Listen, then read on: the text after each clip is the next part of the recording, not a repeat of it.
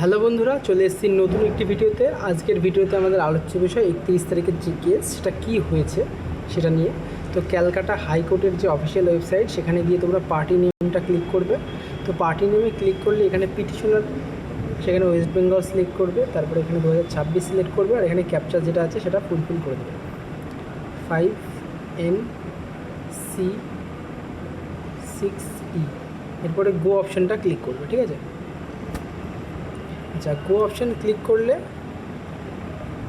এরপরে আমরা দেখতে পাচ্ছি যে 10টা কেস কিন্তু এখনও শো হচ্ছে। অর্থাৎ আগামীকাল যে কেসটা ছিল হরাইজেন্টালভাবে নিয়োগ হবে কি হবে না, সে কেসটা কিন্তু এখনও পর্যন্ত মেটেনি। কালকে আমরা দেখেছি প্রায় 1 থেকে 1.5 ঘন্টা ধরে অনিন্দ্য লাহিড়ী, মাননীয় যে আমাদের জাজ অমৃতা সিনহা মহাশয়া, তার কাছে সে তার বক্তব্য প্রেজেন্ট করেছে। সে তার বক্তব্যে অনেক কিছু তুলে ধরেছে, নানা রকমের বই, পাঠ্যপুস্তক সেখান থেকে তুলে ধরার চেষ্টা করেছে। কিন্তু তোমাদের বলে রাখি, এই কেসটা কিন্তু টিকবে না, কারণ এতদিন ধরে হরাইজেন্টালভাবেই নিয়োগ হতো।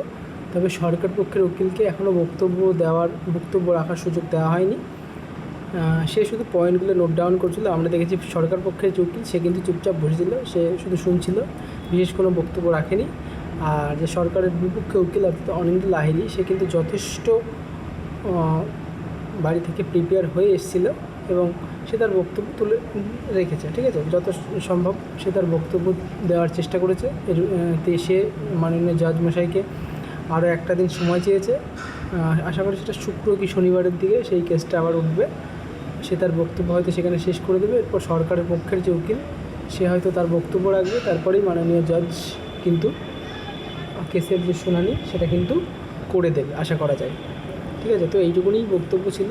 কেস কিন্তু এখনও মেটেনি, এখনও 10টা কেস শো হচ্ছে। আশা করা যায় এখানে এক একটা কেসের সাথে একটা কেস লিঙ্ক আপ রয়েছে। তো টেনশন নেওয়ার কোনো প্রয়োজন নেই, তোমরা কেপির জন্য প্রস্তুতি চালিয়ে যাও। আশা করি এই কেসগুলো মিটলে কেপির কিন্তু নিয়োগটা হয়ে যাবে। তো ভিডিওটি দেখার জন্য অসংখ্য ধন্যবাদ।